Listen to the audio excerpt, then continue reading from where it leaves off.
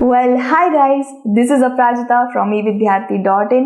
उम्मीद है आप सब बिल्कुल अच्छे हो एंड बढ़िया हो। ठीक है सो यार, हम लोग कर रहे थे आपका chapter number 2 forest and wild life resources and इसका लास्ट टॉपिक रह गया है।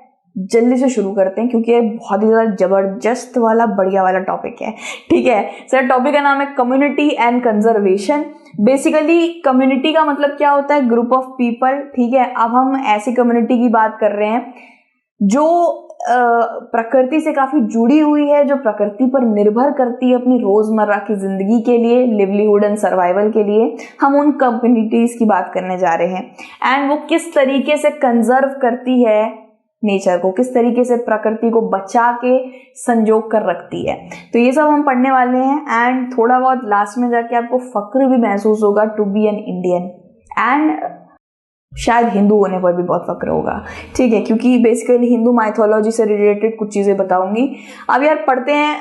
इन some areas of India local communities are struggling to conserve these habitats along with government official recognizing that only this is secure their long time livelihood। guys देखा जाए तो modernity की राह पे इंडिया इतना चल पड़ा है कि वो ट्रेडिशनलिज्म इन सब चीज़ों को धीरे धीरे खोता चला जा रहा है।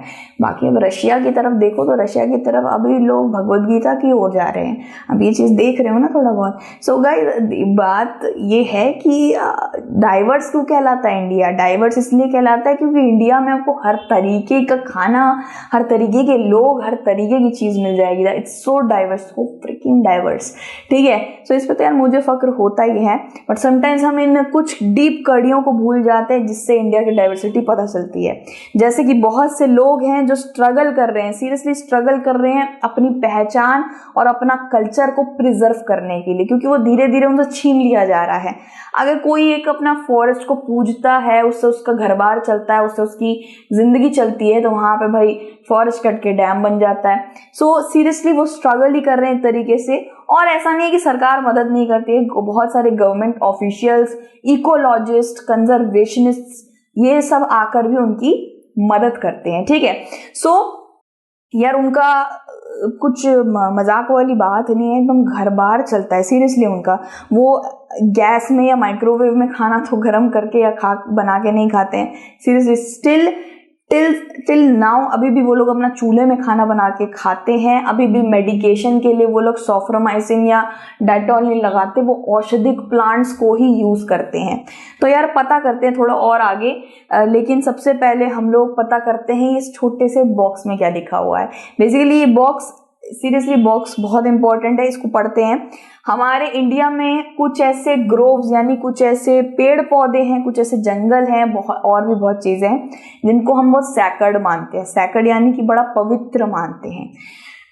घर में तुलसी का पौधा, इंडिया के हर 80% घर में तुलसी का पौधा जरूर होगा। मेरे घर में खुद है। ठीक है, सो हमारे यहाँ पे सिर्फ जानवर सवारी है भगवान की और ये सब चीजें नहीं, प्लांट, झरनों को, पर्वतों को भी एक बहुत बड़ा दर्जा देते हैं हम लोग, रिस्पेक्ट करते हैं। प्राउड वाली मूवमेंट आने वाली है, देखो। A wealth of diverse and rare species. Guys हमारे पास बहुत बड़ी पूंजी है।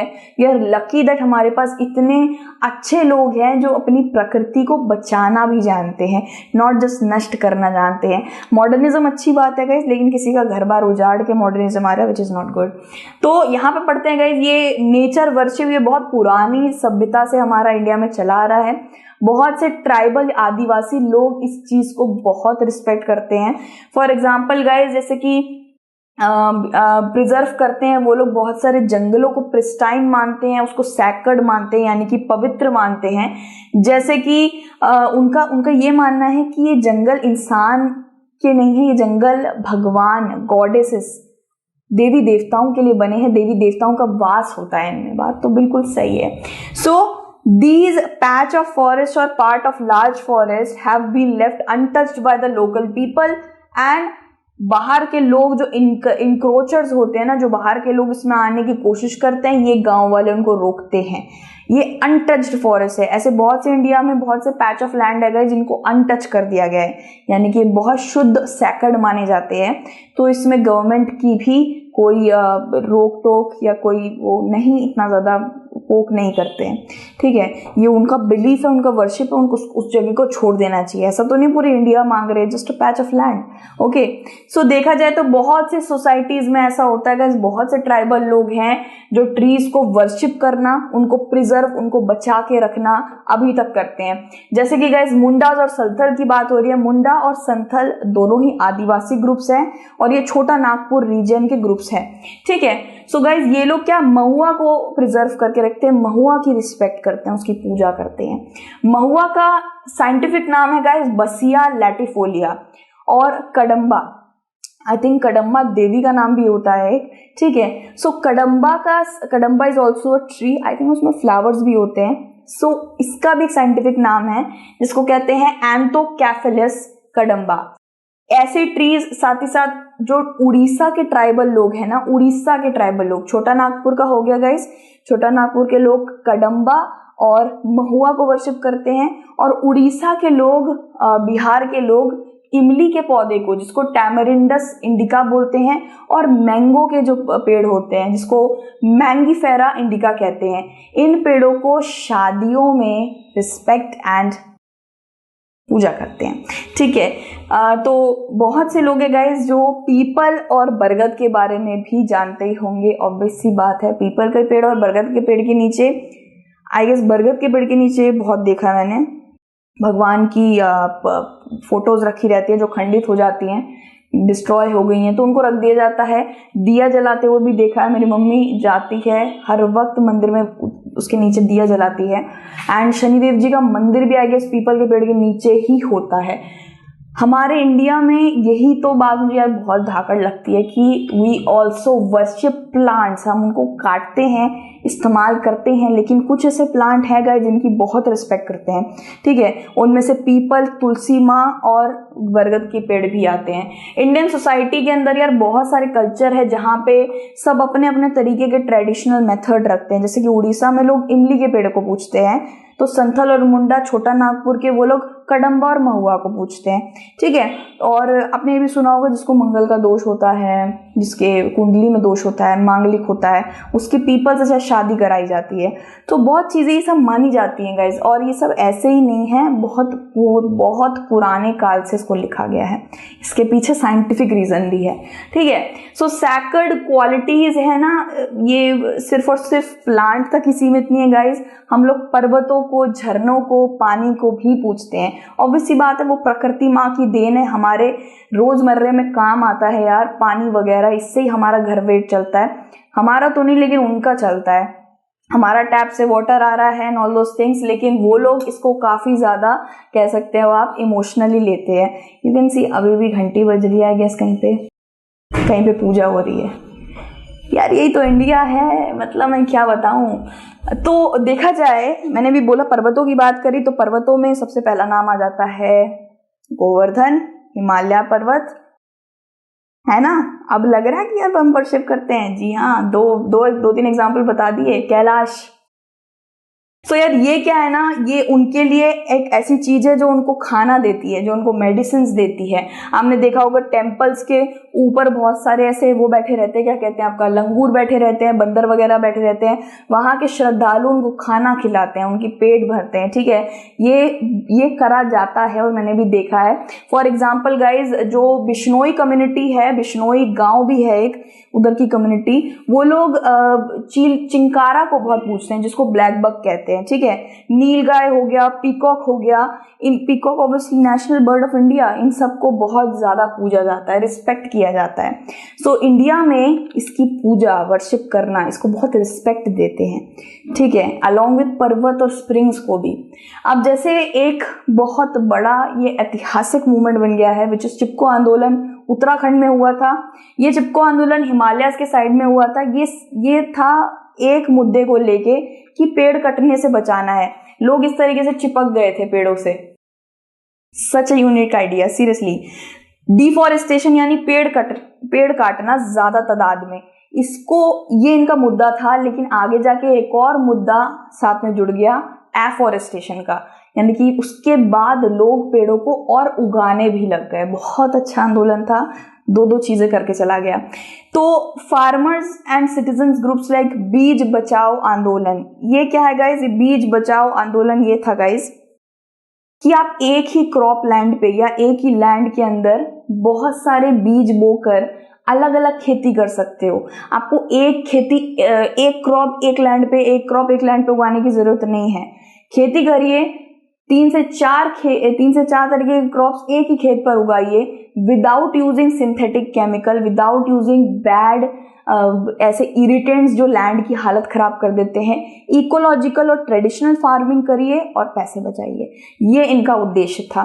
बीज बचाओ आंदोलन, बीज बचाओ, ठीक है। इन तहरी, बीज बचाओ आंदोलन का इस तहरी के अंदर हुआ था। तहरी एक सिटी का नाम है उत्तराखंड के अंदर। फिर बात आती है गाइस नवदन्या की, नवदन्या भी इसमें पार्टिसिपेट कर रहा था गाइस। नवदन्या एक एनजीओ का नाम है जो biodiversity, conservation of forest, rights of farmers, इन सब के लिए फॉट करता है, लड़ता है, ठीक है। सो गाइस देखा जाए तो स्टिल ये बहुत एक अच्छा एक देते हैं कि यार बहुत से लोग अपना ऐशो आराम लग्जरी छोड़ के ये सब चीजें भी कर रहे हैं, बहुत अच्छी बात है ये, ठीक है। आप एटलीस्ट अगर आप उगा नहीं सकते तो उखाड़िए तो मत, ठीक है। So guys crop production without the use of synthetic chemicals, this was बीज बचाओ आंदोलन। मतलब एक ही खेत पर बहुत सारे अलग अलग डाइवर्स क्रॉप उगाइए, कोई दिक्कत नहीं है। ट्रेडिशनल फार्मिंग से क्या होता है ना कि ट्रेडिशनल फार्मिंग से ज्यादा आप क्या कर सकते हो, किसी चीज को डिस्ट्रक्शन होने से बचा सकते हो। मॉडर्न फार्मिंग में आपने देखा होगा ग्रीन रेवोल्यूशन में फर्टिलाइजर, पेस्टिसाइजर, HYV सीड, पता नहीं क्या क्या चीजें इस्तेमाल होती हैं जिससे लैंड का बुरा हाल हो जाता है। लेकिन हमारे इंडिया के ट्रेडिशनल फार्मिंग मेथड्स बहुत अच्छे होते हैं। चिपको मूवमेंट के बारे में थोड़ा और पढ़ते हैं गाइस। चिपको मूवमेंट का ये आता है क्वेश्चन, ठीक है, आ सकता है। 1970 में हुआ था गाइस, याद रखना है, गढ़वाल तहरी डिस्ट्रिक्ट में, उत्तराखंड में, ठीक है। ट्रीज को कटने से रोकने के लिए लोगों ने इसके आसपास इर्द गिर्द सर्कल बना लिया था और इस पे चिपक भी गए थे, ठीक है। ये कंट्री के हर जगह इसकी बातों को स्प्रेड करा गया, ये स्प्रेड हुआ और बहुत जगहों पे इससे रिलेटेड इंस्पायर लोग हुए एंड दे ऑल्सो फॉट। बीज बचाओ आंदोलन ये 1980s के वक्त पे हुआ था तहरी रीजन में, अगेन उत्तराखंड, ठीक है। सो गाइस देखा जाए तो Uttarakhand is a very diverse state. वहां पे लोग इस पे ही डिपेंड है, प्रकृति पर, and they preserve it, they respected, अभी भी देखिए जाके, ठीक है, जाओगे तो बताना। तो ये क्या हुआ था आप जानते ही हो, सोशल एक्टिविस्ट और फार्मर्स द्वारा बीज बचाओ आंदोलन हुआ था। ये एक्टिविस्ट विजय जरदारी जी ने करा था 1988 में by the government of India, ठीक है। फर्स्ट लॉन्च इन उड़ीसा, ठीक है। और भी बहुत सारे ऐसे ही एक्ट्स हुए थे, बहुत से ऐसे ही मूवमेंट्स हुए थे।